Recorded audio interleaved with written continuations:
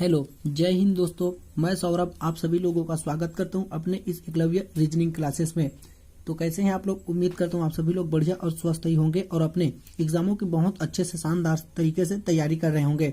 तो आज आपके बीच में मैं रीजनिंग के इम्पोर्टेंट प्रश्न लाया हूँ दोस्तों, जो आपके NTPC, SSC, army GD, railway और यूपीएससी लेवलों में पूछे जाने की पूरी संभावना प्रश्न है। उन्हीं प्रश्नों को आपके बीच में मैं लेकर लाया हूं। तो हो जाइए तैयार, पेन और कॉपी साथ में लेकर। तो चलिए बढ़ते हैं अपने प्रश्न की और रीजनिंग को आज हम लोग हल करते हैं। तो बिना किसी देरी करते हुए अपने सभी दोस्तों को आप बुला लीजिएगा और ऑनलाइन हो जाइए। तो चलिए बढ़ते हैं अपने प्रश्न की ओर। आपकी स्क्रीन पर देखिएगा, पहला क्वेश्चन है, नीचे दिए गए श्रृंखला में अगला पद ज्ञात कीजिए। यहाँ पर दिया है 1, 5, 29, अगला है क्वेश्चन मार्क। तो क्या आएगा क्वेश्चन मार्क की जगह पर? तो देखिएगा दोस्तों, यहां पर हम लोगों को दिया है 1, 5 फिर 29। तो इसमें कौन सा लॉजिक फॉलो कर रहा है? तो देखिएगा इसमें क्या चल रहा है, ये 1 स्क्वायर दोस्तों, ये 1 का स्क्वायर मतलब कि 1 और क्या कर रहा है प्लस 0 की है तो 1 आया है। फिर अगला में क्या किया है, 1 से जब 5 की ओर गया है तो उसमें क्या किया है, 2 का स्क्वायर कितना होता है, 2 का स्क्वायर यहाँ पर हो जाएगा दोस्तों 4, और 4 में +1 किया है तो यहाँ पर 5 हुआ है। फिर अगले में क्या किया है, देखिएगा दोस्तों 3 का क्यूब किया है। 3 का क्यूब करेंगे तो यहाँ पर 27 होता है, 3 का क्यूब 27 और 27 में प्लस कितने की है, 2 किया है तो क्या हो रहा है, यहाँ पर 29 आया है। तो अगला में हम लोग भी वैसे सीरीज फॉलो कर लेते हैं, जैसे कि हम लोगों को करना है 4 का स्क्वायर मतलब कि 4। तो यहाँ पर 4 का स्क्वायर 256 होता है, 4 का क्यूब मतलब कि 4 का स्क्वायर 4, 256 होता है, और 256 में हम लोगों को यहाँ पर 3 ऐड करना है तो 259 आएगा। देखिएगा पहले 2 का स्क्वायर किया 1 जोड़ा, 3 का क्यूब किया 2 जोड़ा, 4 का मतलब कि 4 का क्यूब 4 करेंगे, यहाँ पर 3 जोड़ेंगे तो 259। ऑप्शन नंबर डी इसका बिल्कुल राइट आंसर होगा दोस्तों। चलिए नेक्स्ट क्वेश्चन की ओर बढ़ते हैं। प्रश्न 1 मिनट दोस्तों, प्रश्न 2 है, देखिएगा आपकी स्क्रीन पर, यहाँ पर श्रृंखला में प्रश्नवाचक के स्थान पर कौन सा अंक आएगा? तो यहाँ पर बताइएगा श्रृंखला में प्रश्नवाचक के स्थान पर क्या आएगा। तो हम लोगों को दिया यहाँ पर 1, 2, 3, 10, फिर यहाँ पर क्वेश्चन मार्क है, फिर यहाँ पर क्या दिया है 9802। तो यहाँ पर क्या आएगा? तो देखिएगा दोस्तों, यहाँ पर कौन सा सीरीज फॉलो कर रहा है, यहाँ पर कर रहा है 1 का स्क्वायर किया है और +1 किया है तो 1 का स्क्वायर 1 ही होगा और +1 करेंगे यहाँ पर 2 आएगा। फिर अगला में क्या कर रहा है, 2 का स्क्वायर किया है, 2 का स्क्वायर यहाँ पर 4 होता है और 4 में -1 किया है तो यहाँ पर 3 आया है। अगला में क्या कर रहा है दोस्तों, यहाँ पर देखिएगा अगला में 3 का स्क्वायर किया है, 3 का स्क्वायर कितना होता है 9, और 9 में +1 किया है तो यहाँ पर 10 आया है। फिर अगला में क्या करेंगे हम लोग, 10 का स्क्वायर लेंगे यानी कि 100 होगा, 10 का स्क्वायर 100 और -1 करना है हम लोगों को तो यहाँ पर 99 आएगा। फिर अगला में हम लोग 99 का स्क्वायर लेंगे दोस्तों, फिर यहाँ पर क्या करना है हम लोगों को +1 करना है तो क्या आएगा 9802 आएगा। तो इसका बिल्कुल राइट आंसर होगा, 10 का स्क्वायर हो रहा है 100, 100 में -1 करना है, पहले क्या कर रहा है देखिए प्लस फिर माइनस फिर प्लस फिर माइनस फिर प्लस हो रहा है तो यहाँ पर 99 आएगा। 99 ऑप्शन नंबर ए पे है, 99 इसका बिल्कुल राइट आंसर होगा। उम्मीद करता हूँ यह प्रश्न आप लोगों को समझ में आया होगा। चलिए नेक्स्ट क्वेश्चन की ओर बढ़ते हैं। प्रश्न 3 है, देखिएगा दोस्तों आपके एग्जामों में हर एग्जाम में अभी ये डायरेक्शन का प्रश्न आ रहा है। तो देखिएगा प्रश्न 3 मैं डायरेक्शन का लाया हूँ आप लोगों के लिए। राहुल अपने घर से 8 किलोमीटर उत्तर की ओर जाता है, फिर 6 किलोमीटर बाएं चलता है और फिर बाएं मुड़कर 3 किलोमीटर चलता है। राहुल अपने प्रारंभिक बिंदु से किस दिशा में जा रहा है? तो देखिएगा मैं यहाँ पर डायरेक्शन बना देता हूँ, 1 मिनट। ये देखिएगा हाथ में बना रहा हूँ दोस्तों, ये सीधा नहीं बन पा रहा है, उत्तर ये दक्षिण फिर ये पूर्व और ये पश्चिम। तो देखिएगा वो क्या कह रहा है, राहुल अपने घर से 8 किलोमीटर उत्तर की ओर जाता है। तो राहुल कहाँ पर है, यहाँ पर देखिएगा दोस्तों, राहुल अपने घर से 8 किलोमीटर उत्तर की ओर चला गया, ये 8 किलोमीटर उत्तर की ओर गया। फिर उसके बाद क्या कर रहे हैं, 6 किलोमीटर बाएं चलता है, मतलब कि बाएं इसका इस तरफ होगा, 6 किलोमीटर बाएं चला, 6 किलोमीटर बाएं चला। फिर क्या कह रहा है देखिएगा दोस्तों, यहाँ पर 6 किलोमीटर बाएं चलता है, फिर बाएं मुड़कर 3 किलोमीटर चलता है, मतलब कि ये इस दिशा में जा रहा है, अब बाएं मुड़ेगा, ये बाएं मुड़ेगा मतलब कि ये नीचे की ओर आएगा, इसका बाएं नीचे की तरफ होगा तो ये 3 किलोमीटर चलता है। तो अब वह प्रारंभिक बिंदु से किस दिशा में है? तो देखिएगा प्रारंभिक बिंदु से इस दिशा में है, मतलब कि वह उत्तर ये दिशा में है, देखिएगा दोस्तों ये दिशा में, तो उत्तर और पश्चिम, उत्तर और पश्चिम। तो देखिएगा ऑप्शन नंबर कौन में है, ऑप्शन नंबर बी पे उत्तर और पश्चिम, वह उत्तर और पश्चिम में है, प्रारंभिक बिंदु से उत्तर और पश्चिम की दिशा में वह स्थित है, मतलब कि चल रहा है दोस्तों। चलिए नेक्स्ट क्वेश्चन की ओर बढ़ते हैं।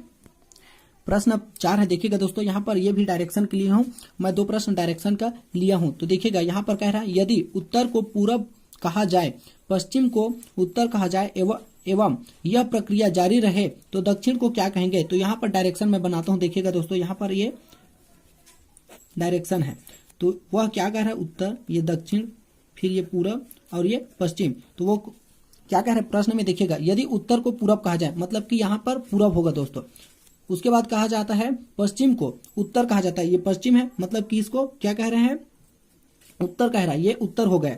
उसके बाद क्या कह रहे हैं, यह प्रक्रिया जारी रहे तो दक्षिण को क्या कहेंगे, मतलब कि ये अब नया डायरेक्शन बनाता हूँ, देखिएगा, ये पूरब हो गया, तो पूरब के नीचे, पूरब के अपोजिट क्या होता है, यहाँ पर पश्चिम होता है, उत्तर के अपोजिट यहाँ पर दक्षिण होता है। तो वो क्या कह रहा है, देखिएगा, यही प्रक्रिया जारी रहे तो दक्षिण को क्या कहेंगे, ये दक्षिण है, दक्षिण को क्या कह रहा है, देखिएगा दोस्तों, यहाँ पर पश्चिम कह रहा है, दक्षिण को पश्चिम, तो ऑप्शन नंबर इसका ए बिल्कुल राइट आंसर होगा, पश्चिम कह रहा है। चलिए नेक्स्ट क्वेश्चन की ओर बढ़ते हैं। उम्मीद करता हूँ यह प्रश्न आप लोगों को बहुत ही आसानी से समझ में आया होगा। प्रश्न 5 देखिएगा जी, यहाँ पर प्रश्न 5 में मैं लाया हूँ ब्लड रिलेशन का, जो हर एग्जाम में आजकल ब्लड रिलेशन का पूछे जा रहे हैं। तो देखिएगा प्रश्न 5 क्या कहता है, ए बी की बहन है, सी डी का भाई है, यदि डी ए की बहन है तो बी डी से किस प्रकार संबंधित हो। तो यहाँ पर देखिएगा हम लोग जो मेल है, मतलब कि जो पुरुष है उसको प्लस से डिवाइड करेंगे पुरुष को, और जो महिला है उसको माइनस से। तो देखिएगा दोस्तों ये क्या कह रहा है, ए बी की बहन है, ये ए है वो बी की बहन है, मतलब कि ये माइनस, ये बहन है बी की, लेकिन बी हमें क्या पता है, कोई भी पता नहीं है बी मतलब कि क्या है। तो ए बी की बहन है। उसके बाद क्या कह रहा है, देखिएगा सी डी का भाई है, तो इसको छोड़ दीजिए, सी का कोई मतलब कि कोई नहीं है। यहाँ पर अगला देखते हैं, डी ए की बहन है, जो डी है वो ए की बहन, मतलब कि ये भी बहन है, ये दोनों बहन हो गए, लेकिन अभी तक इसका कोई पता नहीं है। तो उसके बाद क्या कह रहा है, बी डी से किस प्रकार संबंधित, मतलब कि अब इसको देखेंगे, सी डी का भाई है, जो सी है वो डी का भाई, डी का भाई क्या होगा, ये सी आएगा, यहाँ पर सी, तो ये अब भाई हो गया, ये भाई है, और ये दोनों आपस में बहनें हैं। लेकिन यहाँ पर ये बी है, ये अभी तक पता नहीं है कि ये बहन है या फिर भाई। तो ये क्या कह रहा है, आपस में सभी चारों भाई बहन हो गए, तो सी डी का भाई है। तो अगला में क्या कह रहा है, बी डी से किस प्रकार संबंधित, ये बी है वो डी से किस प्रकार संबंधित, या तो भाई हो सकता है या तो दोस्तों ये बहन भी हो सकता है। तो इसे इनमें से कोई नहीं आएगा, देखिएगा भाई बहन माता इनमें से कोई नहीं आएगा, या तो भाई हो सकता है या फिर बहन। इसको अगर बहन बोला जाए तो ये बहन हो जाएगा, और इसको अगर भाई बोला जाए तो ये भाई हो जाएगा। तो चलिए नेक्स्ट क्वेश्चन की ओर बढ़ते हैं। प्रश्न 6 देखिएगा दोस्तों, यहाँ पर एम डी की बहन है, डी के का भाई है, एफ एम का माता है, तो के का एफ से क्या संबंध है। तो यहाँ पर उसी प्रकार भी हल करेंगे, जैसे कि यहाँ पर पुरुष को भी प्लस में लेंगे और महिला को माइनस में लेंगे। तो यहाँ पर क्या कह रहे हैं, एम डी की बहन है, जो एम है वो डी की बहन है, देखिएगा ये डी उसकी बहन है, एम डी की बहन, मतलब कि ये बहन हो गए, मतलब कि ये माइनस है। फिर अगला में क्या कह रहे हैं, डी के का भाई है, जो डी है वो के का भाई है, ये के का भाई है, मतलब कि ये भाई होगा, तो ये प्लस में आएगा, डी जो है के का भाई हो गए। उसके बाद क्या कह रहे हैं, एफ एम की माता है, एम की माता कौन है, एफ है, तो यहाँ पर एफ ये माता हो गया, यहाँ पर माइनस का चिन्ह लेते हैं। फिर उसके बाद क्या करें, के का एफ से क्या संबंध है। यहाँ पर देखिएगा एम जो है डी का भाई है, एम जो है डी की बहन है, उसके बाद डी जो है के की भाई है, फिर एफ है वो एम के माता है, मतलब कि ये तीनों भाई बहन हो गए आपस में, और फिर ये एफ इन तीनों के माता हो गए। तो यह क्या कर है, एफ से क्या संबंधित है, के का, जो के है उसका एफ से क्या संबंध होगा।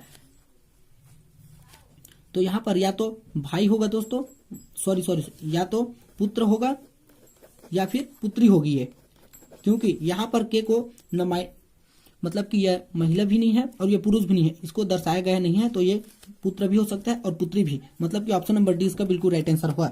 चलिए नेक्स्ट क्वेश्चन की ओर बढ़ते हैं। प्रश्न 7 देखिएगा दोस्तों, यहाँ पर यदि ये कोडिंग डिकोडिंग का है, यदि चेन को GEZEX के लिखा जाए तो MAY को कैसे लिखेंगे। हम लोगों को दिया है यहाँ पर चेन को क्या लिखा है, देखिएगा दोस्तों यहाँ पर ZEX के, तो यहाँ पर क्या कर चल रहा है, ये 3 देखिएगा दोस्तों, फिर ये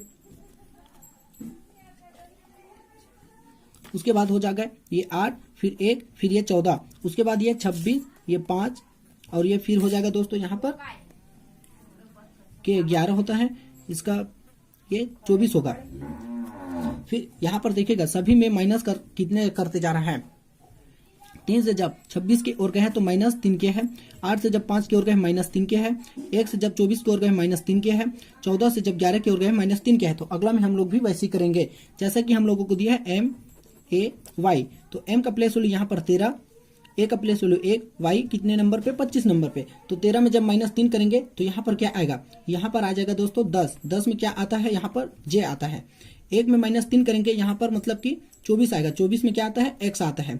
Y में मतलब कि 25 में -3 करेंगे तो यहाँ पर क्या आएगा, ये 22 आएगा दोस्तों। 22 में क्या आता है, यहाँ पर V आता है। तो JXV ऑप्शन नंबर किस में है, ऑप्शन नंबर सी पे है JXV, इसका बिल्कुल राइट आंसर होगा। चलिए नेक्स्ट क्वेश्चन की ओर बढ़ते हैं।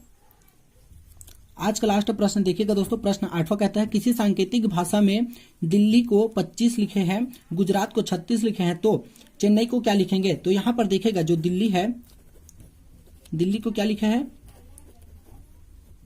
दिल्ली को देखिएगा दोस्तों ये 25 लिखा है। तो 25 कैसे लाया है, ये दिल्ली में कितने वर्ड है, यहाँ पर देखिएगा 1 2 3 4 5, तो ये 5 का स्क्वायर किया है तो 25 लाया है। फिर अगला में क्या किया है, गुजरात है। गुजरात में कितने अक्षर है दोस्तों, देखिएगा गुजरात, तो गुजरात में कितने 1 2 3 4 5 6, तो यहाँ पर 6 है तो 6 का स्क्वायर किया है तो यहाँ पर 36 लाया है। तो अगला में हम लोग भी वैसे करेंगे जैसे कि हम लोगों को दिया है चेन्नई। तो चेन्नई में कितने अक्षर हैं, यहाँ पर काउंट कर लेते हैं। चेन्नई में 1 2 3 4 5 6 7, यहाँ पर 7 है। तो जैसा कि ऑप्शन ए और बी में क्या कर रहा है, स्क्वायर के है, तो इसमें भी स्क्वायर कर देंगे। 7 का स्क्वायर यहाँ पर 49 होगा। तो 49 किस ऑप्शन में, देखिएगा 49 ऑप्शन नंबर बी पे 49 है, इसका बिल्कुल राइट आंसर होगा ऑप्शन नंबर बी। उम्मीद करता हूँ मेरा पढ़ाया हुआ आप लोगों को पसंद आया होगा और कमेंट में जरूर बताइएगा दोस्तों मेरा पढ़ाया हुआ आप लोगों को कैसा लगता है। मेरे चैनल को please like share and subscribe करिएगा दोस्तों, ताकि मैं आपके लिए और अच्छा से रीजनिंग की क्लासेस, स्पेशल क्लासेस ला सकूं जो आपके एग्जामों को फाइट करने में बहुत मदद करेगी। तो आई होप मेरा पढ़ाया हुआ आप लोगों को पसंद आया होगा। तो कल की क्लास में फिर मिलेंगे, तब तक के लिए जय हिंद जय भारत। इस जो चैनल में दोस्तों रोज शाम 8 बजे रीजनिंग की क्लास लगते हैं और रोज सुबह 6 बजे करेंट अफेयर लगते हैं। अगर करेंट अफेयर पढ़ना चाहते हैं तो आप लोग अपने दोस्तों को और बुला लीजिएगा।